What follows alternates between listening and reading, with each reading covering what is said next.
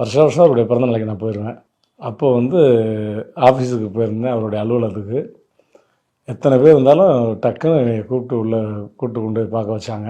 உங்கள் வாய்ஸு அப்படியே பேசுவார்ல, நீங்கள் அடிக்கடி சொல்லுவீங்கல்ல அப்படின்னோடனே அப்படியே கையை தடவினார்.